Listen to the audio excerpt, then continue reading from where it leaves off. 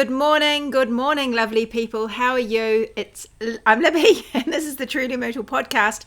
This is a live podcast that streams out every single week on YouTube and on my Facebook page over at Truly Myrtle. I'm a knitwear designer. I design knitting patterns like the one I'm wearing, and I'm also the founder of Wardrobe Toolbox, and that is like an online knitting club. It's so much fun at Wardrobe Toolbox. It's the place to come if you want to just dive deeper into your knitting, if you want to learn about how to make particularly sweaters and cardigans and anything sweatery fit you. It's to really finesse your techniques, understand about what you're doing, how to modify things, what yarn you should choose, basically how to make the sweater that's in your head end up on your needles and then on your body. So it's really good fun over there at Wardrobe Toolbox. The doors only open twice a year and they've just closed in April. We are in April. They close. This is the first month of the new season, so they'll open again in October. So if you want to find out more about Wardrobe Toolbox, and I highly recommend you do, it's so much fun in there, come and join me at wardrobetoolbox.com. And you can read all about it, and then you can jump on the waiting list, and I will, I have to clean my glasses. I will let you know when the doors open again. All right, let me see you. This is live, so I get to chat with you in the comments. Let me just have a look, see if anyone's there. Hi, Beth, driving across Kansas and tuning in. Oh, nice, Beth. Hi, Yona, nice to see you too. Why can't I see anybody else? What has happened? I've got all these strange things happening here. Let's just see. Oh yeah, I can see you all, but you're not showing up on my other thing. Hi everybody, nice to see you. So I've been away for 2 weeks, and my father-in-law died. So Mr. Myrtle's dad passed away really peacefully. We were there 2 weeks today actually, and we jumped up first thing in the morning and raced down. They live about an hour from us. Raced down, and yeah, it was really peaceful, and he'd been sick for a while, so we've been all in the middle of funerals and getting our kids up from the other end of the country where they're at university and organising all of that, and now we are just slowly getting back into a regular rhythm of things. My kids are on school holidays at the moment, so everybody's around. I've just told them to get off the internet. Hopefully they will, and so it's been a discombobulating couple of weeks, I have to say. It's quite a strange thing, isn't it? When you just have to drop everything, and all of a sudden you realize, all your priorities are what they should be, and so it's just getting family together and really enjoying each other. Actually, it was a lovely service. It was last week. It was a really lovely service. So all in all, I think, it was peaceful. He had a good long life. So yeah. That's what happened to me the last 2 weeks. I've been away. Now, why I can't see your comments, I don't know. Let me know. Leave me a comment if you're going to, because for some reason I think something might be funny. Might be because I've been away for a couple of days, couple of weeks. Okay, I have a bunch of things to talk to you about, so I'll just crack on with it. I just mentioned that Wardrobe Toolbox opened and closed in April, and we're just finishing up our first month over there, and I think it's been really fun. We had Stephen West visit us this week, which was a blast. He is so lovely, and it was such a great session. So I was thrilled that we could host him over at Wardrobe Toolbox, and I've actually brought my colour wheels for you. For those of you who asked me to show you the colour wheels, I've got some new yarn to show you that I saw recently, and I thought, oh, I really want to knit something with this, so I bought some, and I've got something on my needles which isn't really on my needles, but I'm going to show that to you. I've got the colour wheels, and then I've got some of your questions that you've sent in to trulymyrtle.com/ask. So if you have a question for me to answer on the podcast, then that's the place to leave it, trulymyrtle.com/ask. I'm hoping someone can let me know that it's all going well. Maybe my helpers can let me know in the chat I had with them, because something strange is happening my end, guys, and although I can see that you're there, I can't see any of your comments or anything, so just let me know that it's all working okay. That would be really good. I'll keep an eye on that chat and then I'll know. Okie doke, new yarn. I saw this yarn. Now Barbara, I'm sure Barbara will be watching, so maybe Barbara can leave me a note in our chat if she sees this. Barbara had made a jersey. It was actually my what did I call it again? Freya's Echo jumper that I made for Wardrobe Toolbox in February. And it was the one that had the Latvian braids. It's got a couple of Latvian braids. It's got 1, 2, 3 at the top in the yoke, and then it's got one on each wrist, and then it's got colour work down the body and like a lace insert in the yoke. I'm really looking forward to wearing that one this winter. Actually, you will see me here in it, and I made it in a really beautiful light lamb's wool from Bushy. I don't know how you say that. It was quite a fine woolen spun. I think it is actually. I have a couple of plies in it though, and it was just lovely. Hang on a second, I can see messages. Let me just check that. I can see you and hear you. Fantastic. I can read the comments. I'll check out YouTube. Oh, why can't I see the comments? I might just turn off the comments again. I can't see your comments. I'm really sorry, you guys. I don't know why I can't see your comments. But I presume you're leaving me comments, and I just can't see them because something's happened to my thing. It's really tempting to reboot it, but I'm not going to do that. I'll just kick the thing. Okay, well, everybody, I am here waiting to receive your comments, and I just can't see any. So keep trying, and I'll read them later. Anyway, I saw Barbara's beautiful jersey, and she had made hers. She modified hers a bit, and she has got a polar neck on it, like a turtleneck. Actually, it might be a polar neck, actually, Barbara, and I can't see if you're going to tell me yes or no. And she did the Latvian braids and she did the lace, but then she didn't do the colour work on the body because the yarn had a slight fleck to it, and she decided it was just a bit much to add also colour work into the body. And anyway, when I was teaching down in Rangiora at Knit and Gather the other week, she brought this garment along to show me because I actually used it in one of my classes, because Barbara has taken what she's learnt inside Wardrobe Toolbox and she's applying it to all her jumpers, and that is like a dart, like it's like a reverse dart. So she has got enough space for her bust to fit in, and then she's applying like vertical darts like that to give her more room down the tummy, and she's doing it down this area here, not at the sides. And so she started doing that recently, and it just works beautifully, and I wanted to show that off in my class, just to show lots of different ways that you can add your darts. So she brought this jumper, and I was, oh my gosh, the yarn, the fabric that she had created was just absolutely divine. So I thought I really need to get some hold of this yarn. What was so beautiful about it was it was very, very even, and it was extremely soft. It looked like a store-bought fabric. It was just beautiful the way it blocked up, it bloomed a bit and all settled down. So everything just mushed into each other beautifully, and the stitches, it was just beautiful, absolutely beautiful. So it was this yarn, and I thought I had some, and I didn't have any. So it was this yarn here. These are not the colours she chose. Cessia Scotland 2. It's 100% virgin wool, and I'll tell you the yardage of this one. This is a 50 gram ball, and it's 350 meters per 50 grams. So it's quite light. 350, so it's about 700. So it's almost like a heavy lace, very light fingering. Oh my gosh, it was divine. That color's actually coming up pretty well on my screen. I decided to get a couple. I thought, I just love this color. This is a color that I never make anything in this color. This is a totally my color. And it's a really royal electric blue. And it has, you can see it has flecks all the way through it.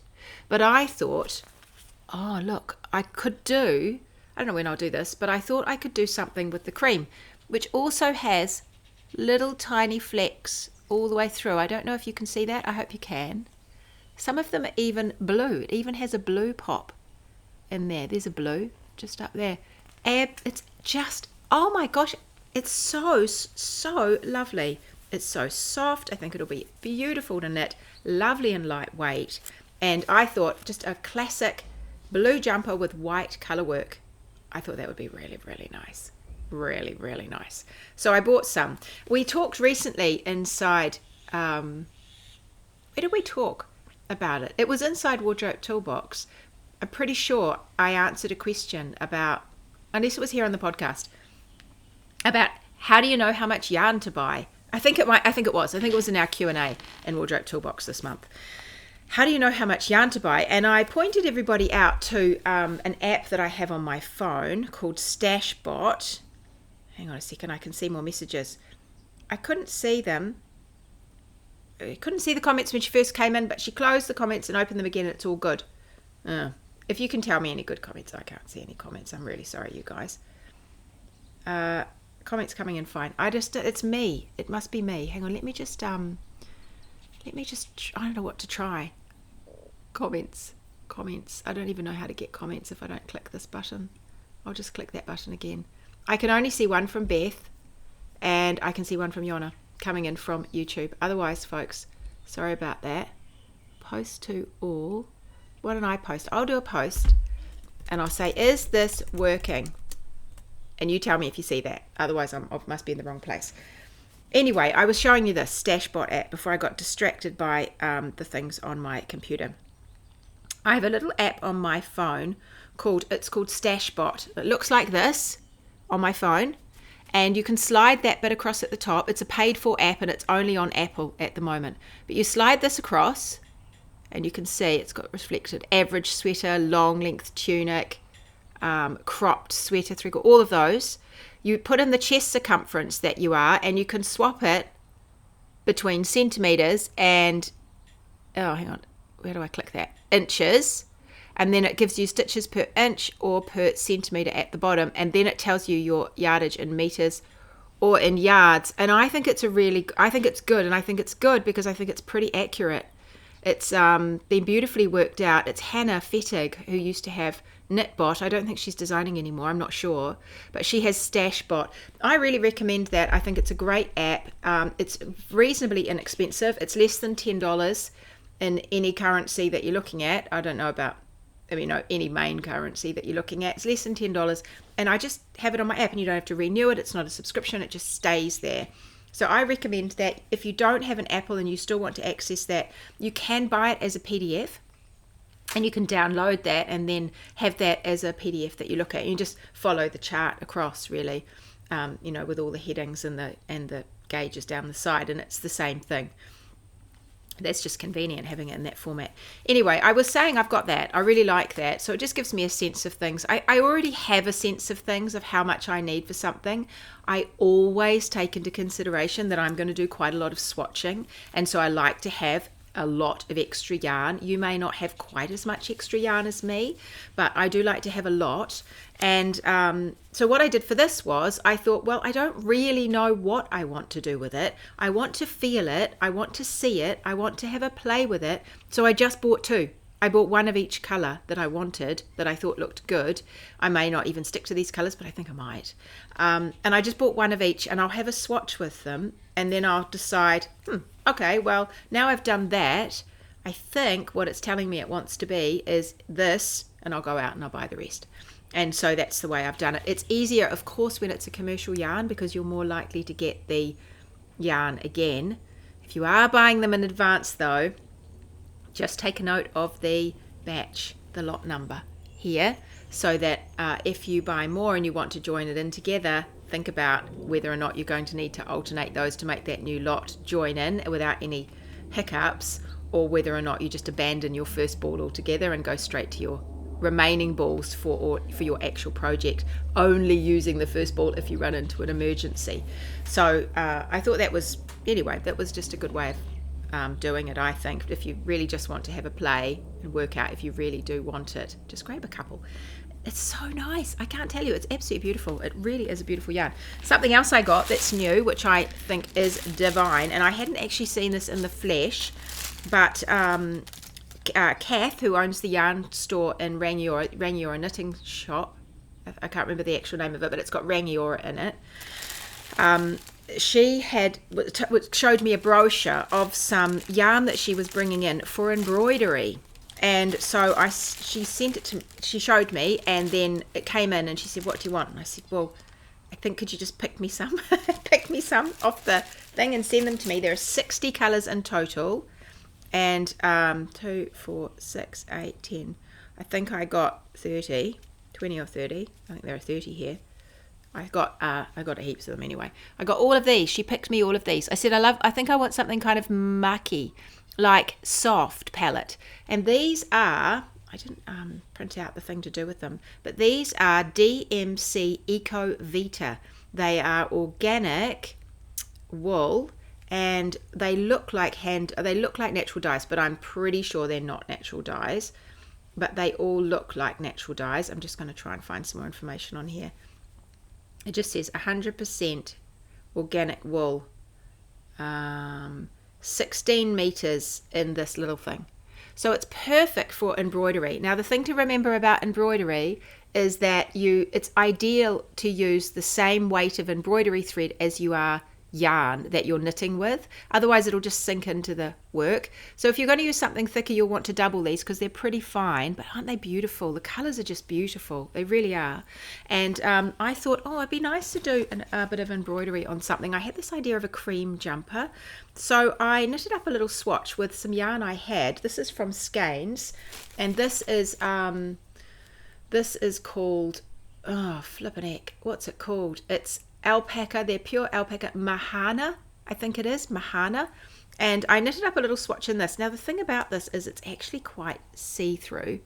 I don't know if you'll be able to see through it, but I've knitted this up a couple of weeks ago, so I'm thinking, I just can't decide whether or not. It's very, very beautifully fine. It's an alpaca, or at least I think it might be all alpaca, or at least it's got a great big whack of alpaca in it.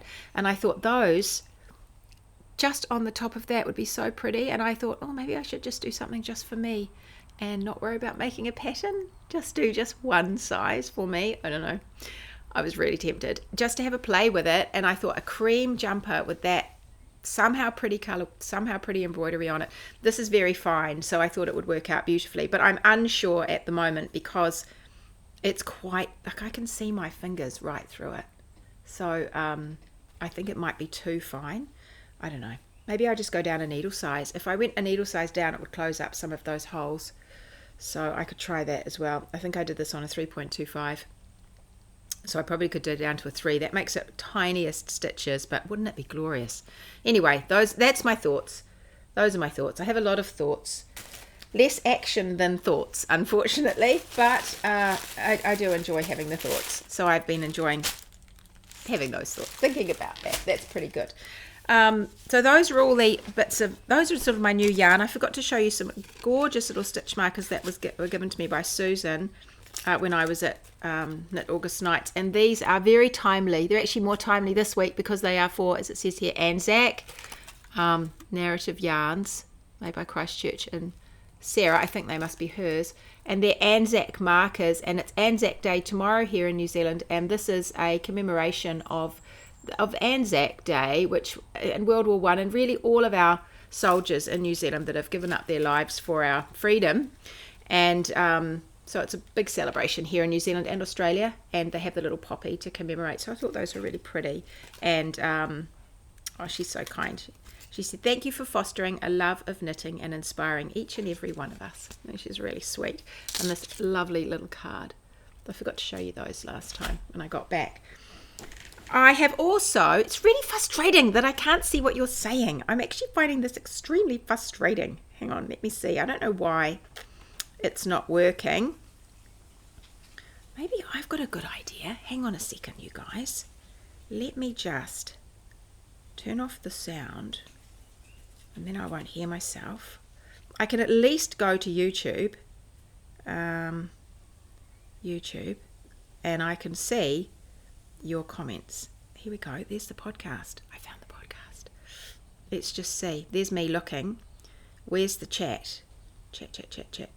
I can't see the chat. More.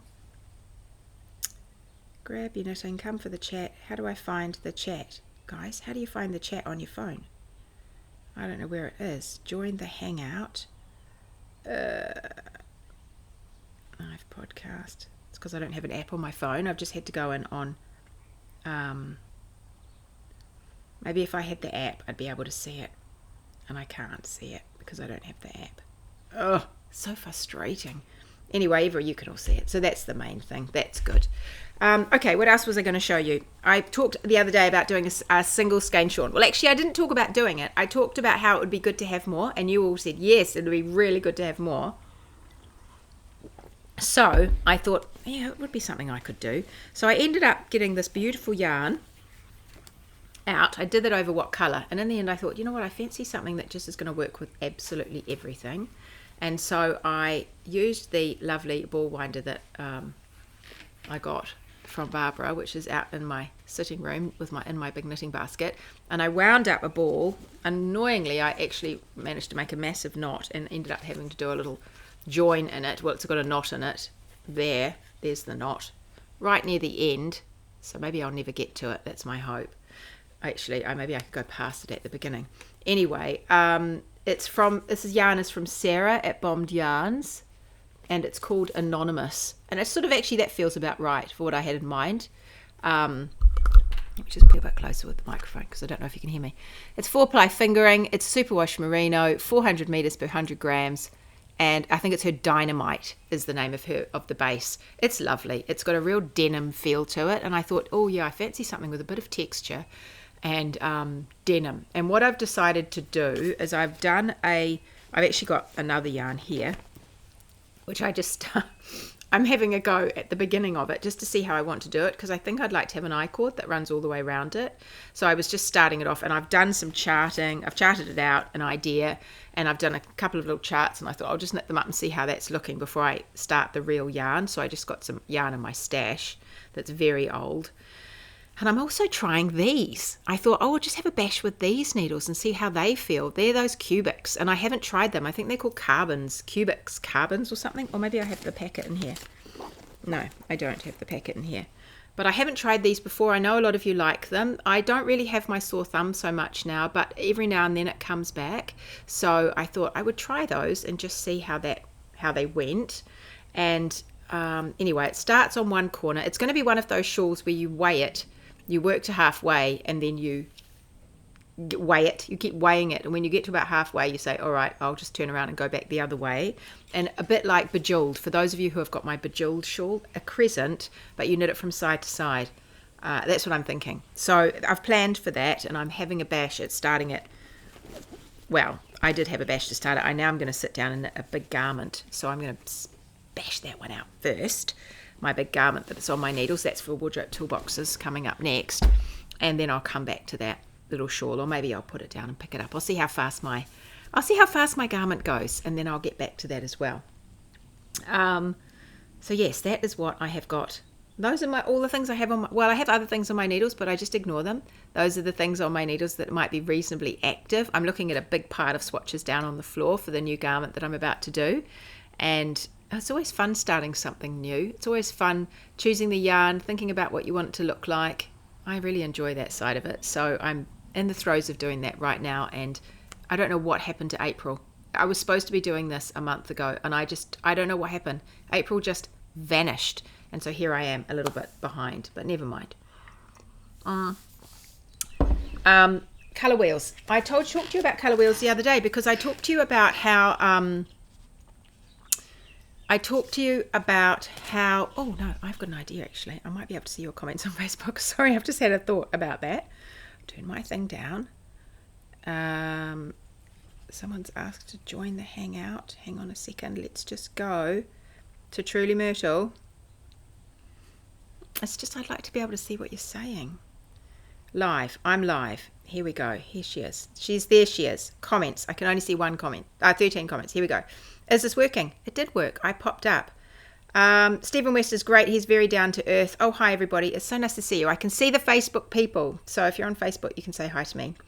Barbara's saying that Cessia Scotland, this one, is a stunning, lightweight, soft and squishy yarn that has knitted up beautifully. It is. I was so impressed. I was so impressed with this. It's really beautiful. Rebecca says, I really love your Wavecrest. Every time I see it, I want to knit mine. I purchased yarn to do it a few years ago, but you keep putting out more lovely patterns, so it keeps being bumped down the list. This is Wavecrest.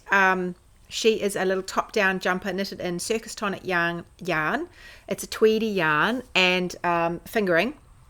And you start her at the top and you do this cool little colour work with these teeny tiny little bobbles, so you get a little bit of texture. And then she also has a little bit of colour work on the cuffs, and she's a really easy one to wear at this time of year. She's just so comfy. I keep saying it, but I need more of this. I've actually got a swatch here. I wasn't going to show you that. I'll show you that another day when I've got more. I've got a swatch there for another colour work jumper, this sort of style, which I want. The Mahana, thank you Barbara to just let me know. This Mahana is 90% alpaca, 10% wool. It is glorious. It's absolutely glorious yarn. It was interesting hearing Stephen West say that you need 10 projects on your needles. 10 projects, he said. He was so good. He came as one of our masterclass guests this week, and yeah, he reckons 10 projects. I don't think I have 10 projects. I think I might freak myself out if I had 10 projects. It would be all right if I felt like I was a whole year in advance. If everything was, I was working like even 6 months in advance. That's my aim. It would be good. If I could work that far ahead, I think then I could cope with it. But at the moment, I'm just like, okay, just get these things made as fast as you can. Just do it as quick as you can. So then I'm feeling like 10 projects might be too many. Okay, colour wheels. I talked about colour wheels because in my class all about colour, I showed everybody a colour. We talked about colour combinations and we talked about using a colour wheel, and I thought I would show you mine. They are really fantastic to use if you don't have one. I've got 3 different colour wheels. I've got this one, which is a watercolour wheel. It will depend, depending on the yarn you're using, I think it's nice to have a few to choose from. This one is much more, watercolour-y on both sides. They're more muted kind of colours, but there aren't a heck of a lot of colours in this colour wheel. There's sort of a limited range up and down the wheel. This one, called A Guide to Mixing colour wheel. This also has a sort of a limited range of colours. It's good. These are quite bright, colours, so that on both sides they're reasonably bright. That one it's all about mixing colours anyway. How to use the colour wheel. They describe all the bits and pieces we need to know about primary, secondary, tertiary colours, warm colours, cool colours, hues, values, all these words that it's nice to know when you're using a colour wheel. And on the back it helps you with putting them together. But this is actually the one I use the most, and it's called the Creative Colour Wheel. Let me show you if I can show you like that. The Creative Colour Wheel, it's a guide for choosing colour schemes, and it has this side which is more pastel kind of colours, and this side which are more intense colours. And you can see there's a lot of colours up and down the wheel. So when you're hunting in your stash and you're trying to match a colour, I think this one can be the easier one to use, because you're likely to find something similar to your colour in this wheel, because there are just so many colours already in it. It also has all the information about colour theory, defining all the different words that we use, hint, tint, tone and shade, defining those. It also talks about on the back about the color combinations. You can do that on both of them. But when I was talking the other day, I was talking about the lady who had the beautiful yarn, and it was kind of, trying to think now, was sort of like those colors here for her shawl, and we were thinking, what can she put with it? Actually had a bit of green in it too, so it even snuck down into here. She had this sort of dirty rainbow of colors like that. So she had what's called an analogous color scheme, because this when they go around the color wheel like that, that's analogous color scheme. And she had that, and then she was trying to decide, well, what on earth am I going to do with that color scheme that's going to work? And so when we look at the color wheel, well, there she sort of sat in here, really. And then we went down to the opposite side to have your direct complementary, and we actually decided, let's shoot off to one side. I'm trying to think where we actually had it. I think it was like that. Maybe it was like, I can't remember exactly, but I think it was sort of like this, maybe, was what she had. No, I feel like it's like that. I don't know. It doesn't matter exactly what she had, but it's like that. I think it was sort of like that. Anyway, we shot off. One way you can find a color. These. I'm try and do it like this. These colours up here, these are your main colours. You can either shoot straight down and do what's called a complementary colour, which is the opposite. But often when you think about complementary colours, they can really work. And in fact, some of Stephen's shawls earlier in the week are a good example of that, where you're using really highly contrasting complementary colours can really, really work. But the shawl that this woman was working on, those remind me of sports costumes and sports uniforms, and school uniforms are often complementary, and they can be a little bit, I think sometimes it depends on what your main color palette is, but hers was quite sophisticated, and I felt like this wasn't a sophisticated option to go for the obvious opposite. And so in that case, if you're feeling like your color palette is looking it's just a little bit different, or it's a little bit sophisticated, I think a little bit grown up, then I think it's quite nice to come down to the bottom of the wheel and then shoot off to the sides, and you can go off to that side or off to this side, and that's called a split complementary. And so it's actually upside down, but you get what I mean. But those are split complementary. And so what happened was we ended up coming down and going off to one side, and I think it was this color palette is what she ended up choosing her contrast, her pop of color from, and all of a sudden it brought the whole thing to life. That real mustardy, dirty gold color, dirty, limey, electric sort of color through here, just brought this, there, poof, it just brought it to life, and it really worked, and in a way that wasn't obvious, and it was more sophisticated. It was a lovely, lovely way to do it. And anyway, it was a good example of how well, looking at these colors, how well it works to go off to something else. Actually I think it was that one that she ended up choosing something from, and so it worked really well. But if you're struggling to think of how to put colors together, then I'd really love a color wheel. I think it's a great idea. You could have one color that you fall in love with. Let's say you're a purple person. I know a lot of you are purple people. Let's say you're a purple people. So that we're looking at the pure color. This is the pure color violet here. And then you're thinking, well, what could I use with purple? I want to do something just vaguely different. What could I use? And this starts giving you quite a few ideas. Or for a start, you can go up and down that section of the color wheel to choose another shade of color, because actually you can't really see it, but that's lighter at the top and darker at the bottom.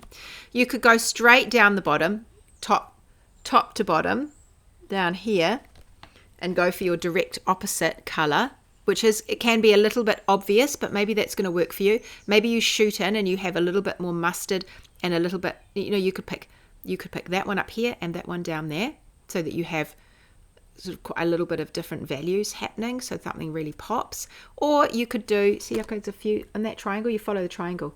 Or you could go down the side to that one and down the side to that one, and maybe these two are your split complementaries.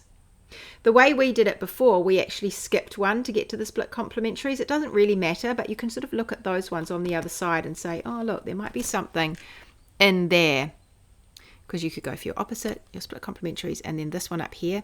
It's really hard to do this all in reverse. That's why I'm all over the show. The triadic colors, and so you have these three colors, that lovely bricky color with that lovely greeny color, and then the purple there. And you can see how, if you pick and choose between the shades, because don't forget, you want them to be lighter and darker than one another. You don't want them all to be the same darkness or same lightness, because then nothing will pop against each other. Contrast is what you're after. So go up and down that wheel. If you find that you want something lighter, this is tints. This is when you add white to those colors. You can flip over to the other side and have a look at some on the other side. Anyway, that's a good one. The Creative Color Wheel. I think I got it off Amazon. No, I didn't. You can get it off Amazon. I actually think I got it from an art shop near me here in New Zealand. So they're everywhere, those ones. It's a good one. I like it. Let me just see. Oh, he said 10 minimum, says, but he is 20 or 30. Stephen West has a lot of projects on his needles. He does indeed. My double time is that colour scheme. Aubergine is the main, and a golden mustard for the contrast. Yeah, that would be beautiful. One of the lovely things to remember about aubergine is it is actually a beautiful neutral colour. I thought that I had done a big lesson about this inside Wardrobe Toolbox, and it turns out I hadn't. We've got some things on colour theory, but I'm going to turn what I did in Rangiora in my live class, which I'm actually teaching again in August at Knit August Nights. So the doors for Knit August Nights actually open on Monday. Well, you can buy tickets from Monday. So if you want to get into my classes, I'm only teaching 2 this time, and I'm bringing Mr. Myrtle with me. So I'm bringing Mr. Myrtle. We're going to have a bit of a chill out, and I'm teaching 2 classes. I'm really looking forward to it. And I'm going to teach the Bust Boost class, and I'm going to teach the colour class. That colour class sold out so fast in Rangiora, so you might want to get into that. And the Bust Boost class was almost sold out. That's actually a great class too. So if you want to get in those, you get in there first thing on Monday morning. I think it'll be Monday morning. It's the 1st of May. Just go to knitaugustnights.co.nz and you can find out when the doors open and everything for that. But you want to get a ticket pretty quick if you want to come to those. Ethan's doing a full day class, which would be so tempting to do. It'd be good. There's actually some new teachers. It's going to be a good one this year. Lisa's back. Annette. There's a whole lot of classes that are coming back. Spinning and embroidery. I think embroidery on knitting or embellishments.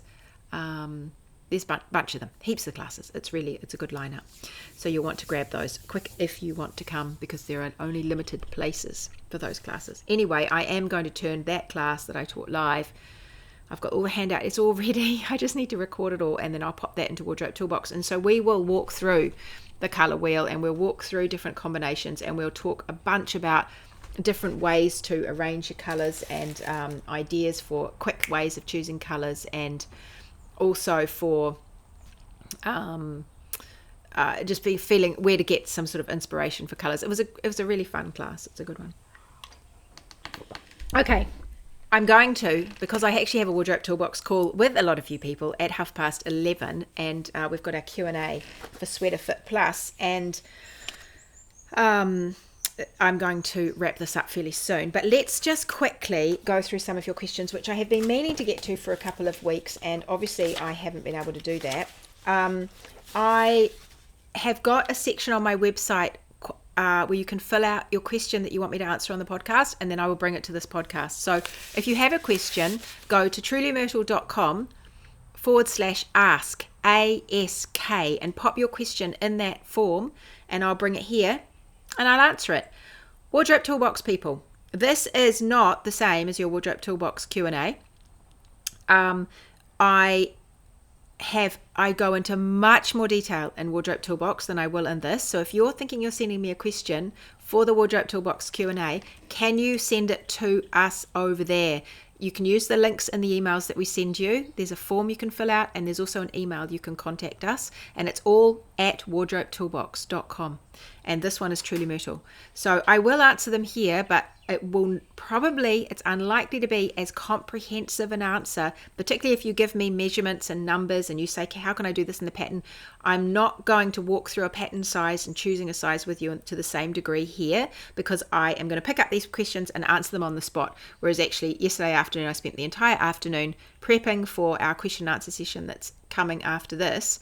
And I have got specific answers for you where I can walk you through, and I give you numbers and help you out. So Wardrobe Toolbox people, just to be clear, this is a taster of what we get in there. But if you have questions for me and you want a really comprehensive answer, take them over to that one and I will answer you over there. Okay, so I'm just deciding how many. I'm pretty sure that question might have already been covered here. This is for Yona. I think you're watching Yona. Yours was one of the only people I could see the comment from. She said, I'm doing your cardigan pattern Timely size 9. This is a little sketch of the Timely cardigan. She is a negative E, so she's smaller than you, cardigan, raglan, top down, and you use the variegated stripes, and so you use a variegated colour in between the solid or semi-solid colour to create this really stripy look. It's very cute. I know a lot of you have made quite a lot of Timely cardigans over the years. She said, I've finished with the increases. I am at 9 3/4 inches on the centre back. Is that too long? It just gives measurements of top till the split of sleeves, I believe, but I think that includes the button band and ribbing. Appreciate your guidance. The button band and the ribbing is so tiny on Timely. It's only about that much that I wouldn't let it throw you out too much. The thing about Timely, I just will talk generally about yokes and raglans. The thing about raglans is that when you're working out how long to knit, you want to knit from the top of your shoulder to your underarm measurement here. So it's a straight down measurement. It's not, so if you go straight down from here down to here, straight down, not with your arm up though. So it's a good idea to put a pen or a knitting needle or something like that under your arm, so you know where your underarm is here. That's tricky to see. And you go from the very top. So it's here to here. I think it's easiest to get someone to help you measure that, and that is your arm side, or half your arm side depth, without ease. And so you'll want to add just a tiny bit of ease to that. How much ease you add to that, which is extra length to add to that to choose a size or to work out whether you've made something long enough, will depend on how baggy your garment is. If you're making a very, very fitted cardigan like Timely and you intend it to be quite a close fit, you'll want a close fitting underarm. If you're making a very baggy cardigan that hangs out, like the one I'm wearing, it's a little bit baggy and my underarm is about there. How can you see that? Your underarm's about there and you have about that much room under my arm. So I might have about an inch under my arm. I think the baggier it gets, the more room under your arm you can get. Something to remember is that the longer your armhole gets, the harder it is to lift up your arm. The more likely it is that you're going to start having, it's just going to be more close fitting for you. A really long, skinny sleeve is much more close fitting than a wide, round sleeve. So that's just something to bear in mind as you make it longer and longer. You know those jumpers where the armhole's down here? Well, you can't really lift up your arm when it's like that, but that's all part of the design. So whether or not it includes the ribbing, unless you have a lot of ribbing at that point, don't worry about the ribbing, because if you look at my shoulder, there isn't a lot to speak of between the bottom of my ribbing and the top of my ribbing. Like that, what is that? That's millimeters. That's not even centimeters, that distance between the bottom of my ribbing and the top. And in Timely cardigan, it's even shorter than that. So don't worry too much about that distance for your ribbing. But do have a look at, do have a look at your shoulder drop, but I don't even think you need to really worry about that. You just want to know what your measurement is from the top of your shoulder, not the bottom of your shoulder, the top of your shoulder all the way down. And that is your arm side depth. So depending on what yours was, I think you might have actually already been doing this one now, Yona, then you can keep working a little bit more if you think it's too short, and don't worry about the increases. If it's tons, then you might want to go back and just stagger some of those increases into that bottom part. But if it's not much, just put a little bit more on the bottom until it's the length you want. But I would also be inclined to steam it, or if you've taken your gauge from when you began, if you took your gauge from your swatch and before it was blocked, use that as a guide to whether you're still on gauge, your pre-blocked gauge, because then you'll know whether or not you've actually got more or less stitches and rows in your knitting than you intended to have. Has your knitting grown or shrunk as you've got going? Okie doke. Hopefully that it just gives you a general answer anyway for a raglan and finding a length. The same will be true for a yoke sweater. You're going to go from the top here all the way down to the bottom. The distance, like if you have a yoke sweater that goes all the way up to the top of the neck, I also don't think it's a terrific amount. The distance between up here and down here, I'm going to measure it. It's like the distance of my pen. It's about 1 centimetre. I don't think that I'd be too panicky about whether or not your yoke, your neckline yoke. I don't think I'd be too panicky about whether your neck started here. If it started really, really deep, then yes, because there is a bit of a difference from up here to here. But if you're talking about the difference from up here to here, which is often what we do. I mean, this looks like a reasonably open neck, and yet it really isn't much height difference in the to get to the top of my neck. I wouldn't be panicking about that, but just take it from the place on your neck where you think your neckline will be, where you'd like it to be, or just sort of here where it starts to get a bit fleshy, down to your underarm, and that will give you your yoke depth plus any ease that you want to add. Here's another one. Oh, this is Alex. Susan, are you still stuck on Alex? I can't see your comment. I think this is Susan, and I feel like you might still be stuck on Alex. I want you to ask me this question inside Wardrobe Toolbox. Can you do that, Susan? Because I want to help you a little bit more in detail. She's talking about her gauge. A gauge is 3.5 on 3.5 is 24 stitches and 31 rows. Oh, Susan, I feel like I might have written something about this for you in today's question and answer, but I didn't realize it was you. Maybe it's someone else. Anyway, Susan, we're going to talk about that inside Wardrobe Toolbox, okay?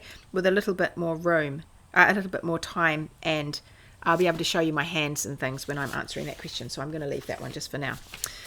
Here we go. Leslie says, I'm loving your YouTube channel. My question is, if most of your projects in Wardrobe Toolbox are knit with yarns not easily accessible, I think I might have ticked that one, in the US, I purchased Alex, and I'm having trouble finding a substitute yarn and the shipping to New Zealand. I feel like I've answered this one. But yes, I'm trying to do some more yarn from around the world. But to be honest, the thing we really learn inside Wardrobe Toolbox is yarn substitution. I'm big on getting you to discover the yarn that you want to use to either replicate the yarn that's used in the pattern until it be the best sub that you can have, or take it in a totally different direction. What I'd love for you to have is a really good understanding of yarn, so you can look around you, and if you're someone who really loves to support the local community around you, you look around you and say, oh, well look, I actually think I'll buy that yarn from that person close to me, and that's pretty close to what is in the pattern, or actually it's quite different, but I know what that's going to do, and I know that's going to turn out okay. Let me just see, because I can see a message just arrived. Yes, Susan has asked in Wardrobe Toolbox. Good. Thank you, Claire. She just told me. I had a funny feeling, so Susan will come back to you. But yes, in Wardrobe Toolbox, the idea that you would then have a better understanding of how yarn behaves, figure out what is near you, or what you're prepared to buy from overseas and actually spend a bit of money on if it's at high-end freight, which, believe me, we understand that down here. And, make a decision, knowing how things are going to turn out. That's my goal for you. Lynn says, hi Libby, thanks so much for such great content. I'm just wanting to know why there are no page numbers on pattern sheets. Right. I've figured out what might be happening with this, because there are page numbers. This is a little booklet that you can buy booklets. If your local shops can stock these. So if you want your local shop to stock Truly Myrtle pattern booklets, this is what they look like. They're really cute little booklets with a card cover. They have pattern numbers, page numbers at the bottom in the little Truly Myrtle flower.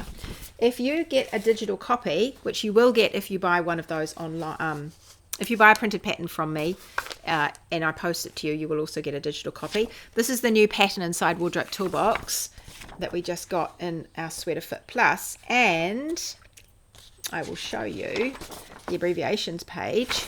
At the bottom of the page, in the little flower, is the page number. And so there are page numbers there. What I think might be happening is, if you're in America, in the States, or somewhere that uses letter-sized paper, can you take care to print out the full page? 100%. You want to print out everything that's on the page, because I think what happens is my patterns are designed for, well, they are actually adaptable, but they work on an A4. We all use A4 down here, and in Europe, and that a lot of people use A4. But for those of you who have letter, just make sure you're printing out the entire page, because then you'll get that bottom part with the page number, because I think what's happening is you're getting only up to about here, and you're missing off the bottom. So that's why you're not seeing the page numbers. So hopefully that helps you, Lynn. Here's another question about bust darts. Let me just double check in here. Yeah, I think this is the last. Oh no, hang on. No, that's not one. This is one. I'm just looking. No, this is the last question that I've got today. There might be some more waiting for me, and I haven't picked them up today.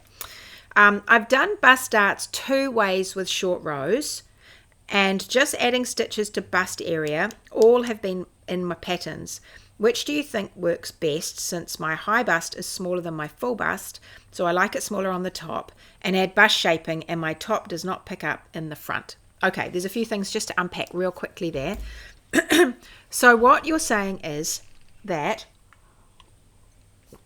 for your body, your upper bust is smaller than your full bust. And we measure our upper bust measurement just here. Patterns expect, I haven't found a set of measurements that are like standard measurements. I haven't found one yet that doesn't expect you to have a 2-inch difference between your upper bust and your full bust.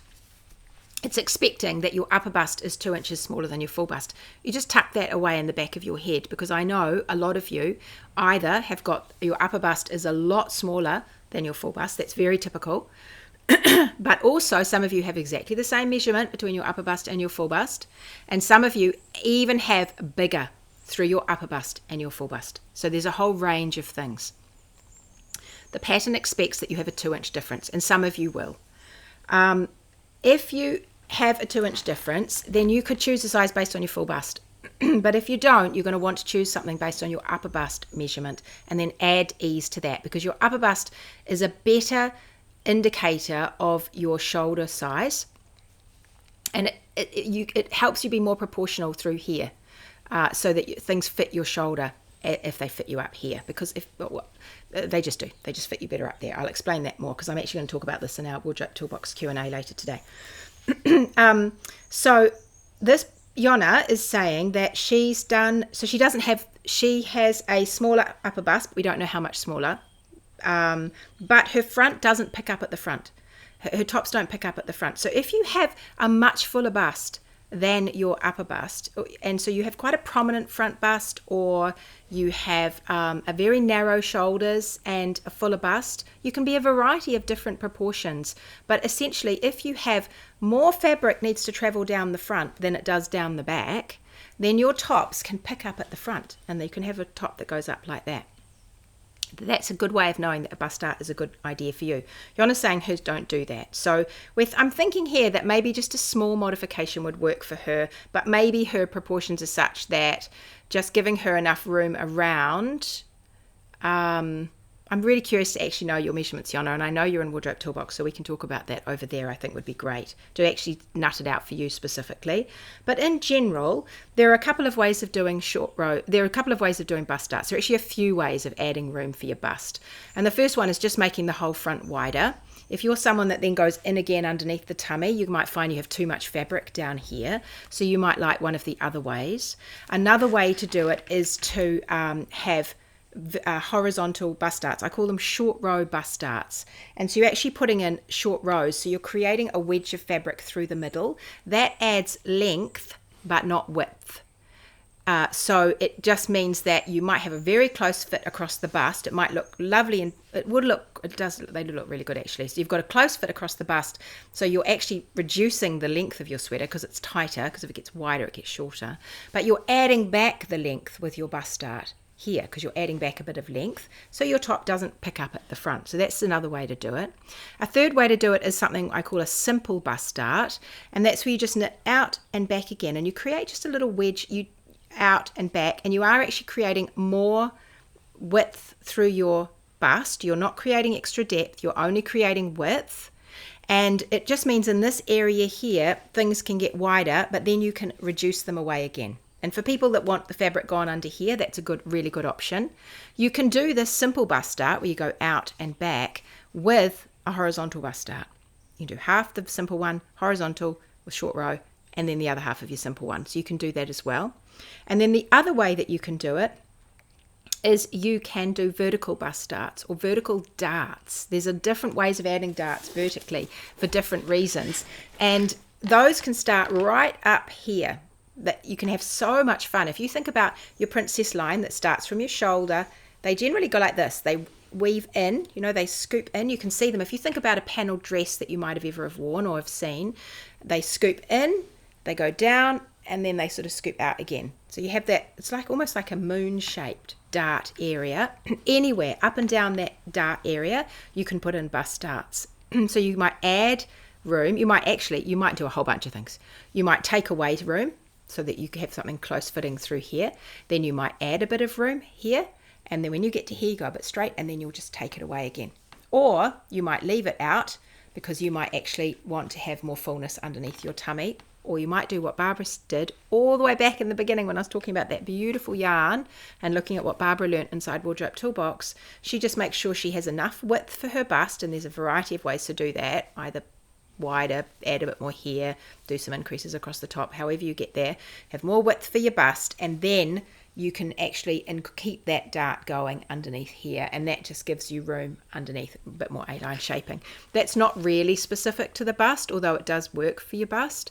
It really means that you create more A-line shaping for your tummy and your hips, and I know a lot of knitters want that. They want more A-line shaping through their body. So it depends on the garment you're knitting. It depends on the pattern you're using. It depends on your particular shape. All of those things are factors on whether or not you always do one kind or a combination of kinds, or whether you say, oh, in this case, I'm going to do this one, and in that case, I'm going to do that one. It's nice having a few up your sleeve. We have covered all of those inside Wardrobe Toolbox. They're all there, but I am going to actually revisit the whole thing because I just keep wanting to make things again and again and make them a bit fresher for you. So I am going to come back to bust darts again for you inside Wardrobe Toolbox, because I've got my little lady who's up there now. She's above me. Can you see my little lady? And so I can use her for demonstrating on. So I want to make the most of that. So hopefully just gives you an overview. Now, for those of you, I remind you in Wardrobe Toolbox, if you have questions for me, please bring them to the Q&As that we have. We now have 2 in a month. So we have a sort of a general Q&A with everything that you want to ask me, all sorts of things we can cover in the Q&A. And then today we have our Sweater Fit Plus Q&A. And inside Sweater Fit Plus, which is it's our sort of pathway, it's our program inside Wardrobe Toolbox. It's like a course inside, but it's not really, I don't like calling it a course. It's like, I've set it all out for you, like a pathway, and you can just go through boom, boom, boom, boom, boom, and start at the beginning. It's the idea is if you're someone who wants to embark on a top-down knit, you can start right at the beginning and understand really where am I going with this and what basic modifications can I make.